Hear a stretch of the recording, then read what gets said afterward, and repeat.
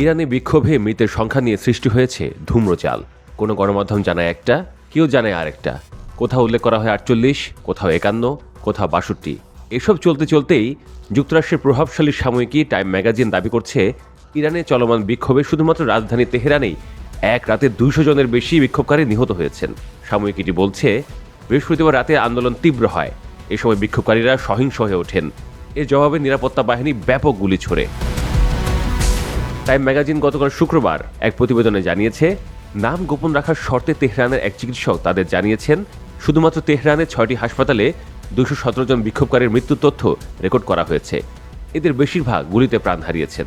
Time এও বলেছে, যদি মৃত্যুর তথ্য নিশ্চিত হয় তাহলে ধারণা করা যায় ইরান সরকার বিক্ষোভকারীদের দমনে কঠোর অবস্থান নিয়েছে।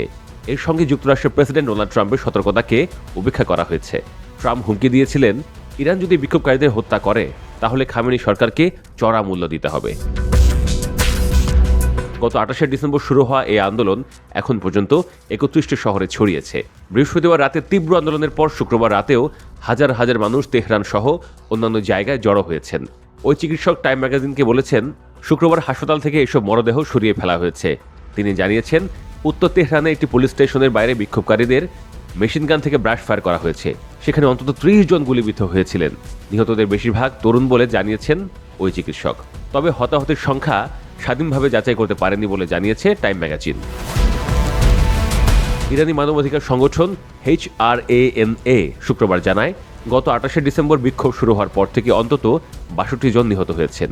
এর মধ্যে 14 জন নিরাপত্তা বাহিনীর সদস্য এবং 48 জন বিক্ষোভকারী। ওয়াশিংটন ভিত্তিক human rights activist news agency অন্তত 63 জনের মৃত্যুর খবর নিশ্চিত করেছে।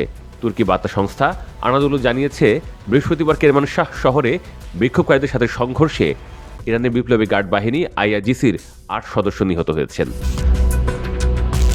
বিক্ষোভের খবর যেন বহির্বিশ্বে ছড়াতে না পারে সেজন্য গত বৃহস্পতিবার রাত থেকে ইরান জুড়ে ইন্টারনেট ও টেলিযোগাযোগ ব্যবস্থা প্রায় সম্পূর্ণ বিচ্ছিন্ন করে দেওয়া হয়েছে।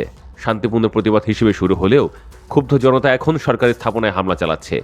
এমনকি বিপ্লবী গার্ড বাহিনীর প্রয়াত কমান্ডার কাশেম সোলাইমানির ভাস্কর্য ভাঙচুর করার খবরও পাওয়া গেছে।